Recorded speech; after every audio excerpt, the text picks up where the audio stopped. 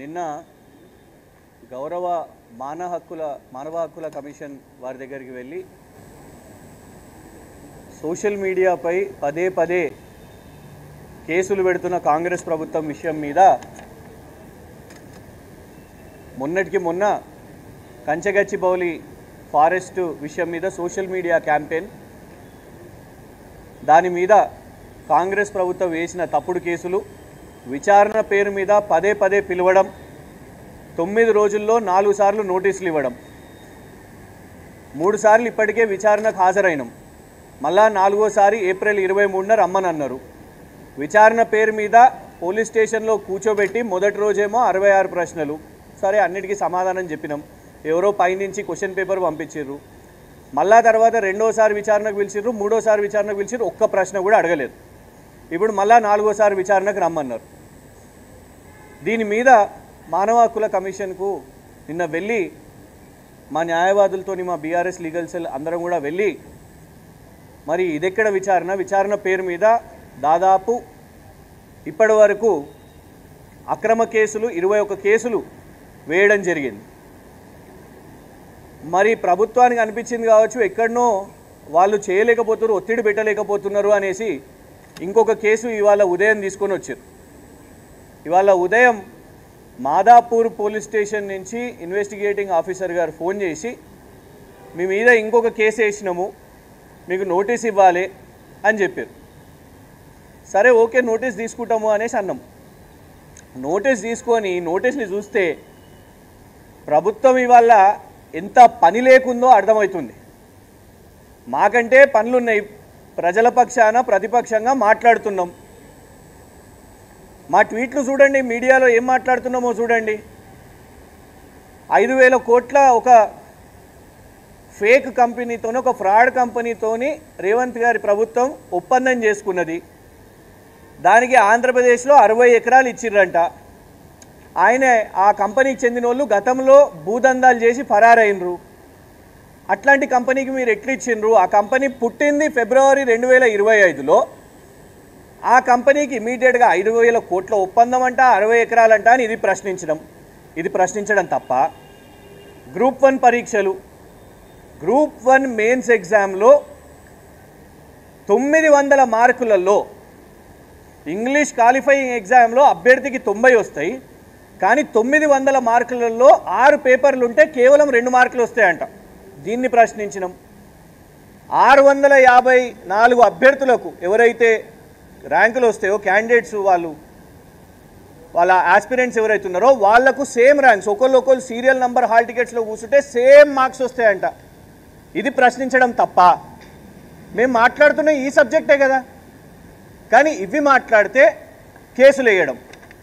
పోనీ ఈ కేసులోనన్నా నిజాయితీ ఉందా అనంటే ప్రభుత్వానికి పని లేదు అని అనుకుంటున్నాం కదా. ఎందుకంటే ప్రభుత్వం నిద్రపోతున్నది. సంవత్సరం తర్వాత నిద్రలేసిర్రు. ఇది ఏదైతే నోటీస్ ఇచ్చిర్రో ఈ నోటీస్ ఎప్పుడు కేసు అయిందంట అంటే 31 మార్చి 2024. 31 మార్చి 2024లో గాంధీ భవన్ నుంచి senior vice president, Gandhi Bhavan vice president Kumar Rao గారు వేసిన ఫిర్యాదు మీద సంవత్సరం తర్వాత నిద్రలేసి ఇవాళ మాదాపూర్ పోలీసు వాళ్ళు వచ్చి పొద్దున నోటీస్ ఇస్తున్నారు. ఇది వేధింపులు కాకపోతే ఏంది? ప్రభుత్వానికి పనిలేనితనం అంటే ఏంది? ప్రభుత్వం కేవలం సోషల్ మీడియానే ఒక పనిగా తీసుకొని వాళ్ళ మీద కేసులు వేస్తుందంటే దీనికి ఉదాహరణ ఏంటిది? ఒక సంవత్సరం లేమా తెలంగాణ రాష్ట్రంలో? లేమా? ఈ ఒక్క సంవత్సరంలోనే నువ్వు ఆల్రెడీ ఒక 21 కేసులు వేసినావు కదా. ఈ 22వ కేసు వేయడానికి నీకు సంవత్సరం కావాలనా? ఏమున్నది ఈ కేసుల? సెక్షన్లు కూడా ఐపీసీ సెక్షన్లు ఏవట్టే, ఇంట్లో ఐపీసీయే లేదు. ఇవాళ బిఎన్ఎస్ వచ్చింది. మళ్ళా కంప్లైంట్ ఇచ్చింది, గతంలో కంప్లైంట్ ఇచ్చింది కూడా కాంగ్రెస్ లీడర్సే. మొన్న యూనివర్సిటీ ఆఫ్ హైదరాబాద్ విషయం మీద కాంగ్రెస్ లీడర్లే, ఇది కూడా కాంగ్రెస్ లీడర్లే. విచిత్రం ఏంటంటే ఒక్కళ్ళే కొడుతున్నట్టున్నారు టైపింగ్. మొన్న గచ్చిబౌలి నోటీసులు ఇచ్చినప్పుడు కూడా soda media convener, social media convener అని కూడా రాయలేకపోతున్నారు. పాపం ఎవరు రాస్తున్నారో ఆ టైప్ ఎవరు చేస్తున్నారో. విచిత్రం ఏంటంటే మాదాపూర్ పోలీస్ స్టేషన్ వాళ్ళు కూడా సోడా మీడియా కన్వీనర్ అని రాశారు. ఈ సోడా ఏంటిదా బాబు? సోషల్ మీడియా ఇది ఇంకెవరికైనా పోయి ఇవ్వండి మరి, ఏ బిస్లరీ అనుకో కిన్లే అనుకో వానికి ఇవ్వండి, మాకెందుకు వచ్చిస్తున్నారు అంటే గచ్చిబౌలి పిఎస్ మాదాపూర్ పిఎస్ ఎవరు టైప్ చేస్తున్నారు?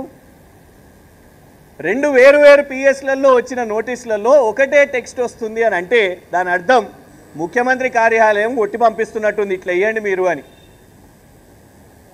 దాంట్లోనే అర్థమైపోతున్నది.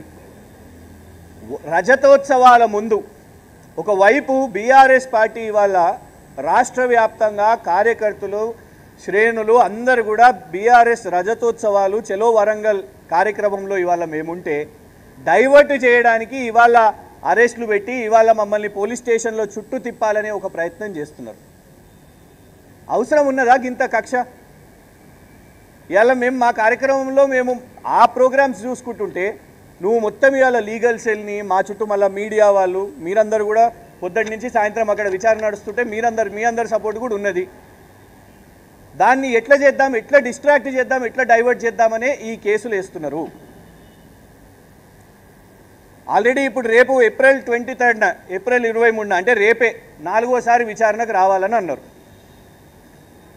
మా లీగల్ సెల్ వాళ్ళతో మాట్లాడితే ఇక జాలీగా 3 సార్లు పోయినాం, చెప్పాల్సిన సమాధానాలు అన్నీ చెప్పేసినాం, రేపు పోయేది లేదు, మీకు కూడా చెప్తున్నాం, మీ ద్వారా పోలీసులకు కూడా చెప్తున్నాం, ఏం చేసుకుంటారో చేసుకోండి, ఇక కోఆపరేట్ అని చెప్పిర్రు, బిల్కుల్ కోఆపరేట్ చేసినాం. మొదటిసారి వచ్చినాం, రెండోసారి వచ్చినాం, మూడోసారి వచ్చినాం. సెక్షన్ 35లో మొదటిసారి అనుకుంటా 4 సార్లు నోటీసులు ఇవ్వడం. ఇప్పుడు ఈయనే ఫోన్ అడగబట్టే ఒకటే ఫోన్ని 2 పోలీస్ స్టేషన్లకు ఎట్లా పంచి పెడతాం? సగం సగం ఇమ్మంటారా? లేకుంటే బ్యాటరీ ఒకళ్ళకు, ఛార్జర్ ఒకళ్ళకు, డిస్ప్లే ఇంకొకళ్ళకు, స్క్రీన్ ఇంకొకళ్ళకి ఇమ్మంటారా? ఆల్రెడీ మాదాపూర్ పిఎస్ఓలు గతంలోనే ఫోన్ సీజ్ చేసుకున్నారు. ముందు కూడా పోయిన సంవత్సరం ఒక కేసు వేసి ఫోన్ జప్తు చేసుకున్నారు. ఆ ఫోన్ మీ దగ్గరనే ఉన్నది. మళ్ళీ ఇప్పుడు ఇదొకటి.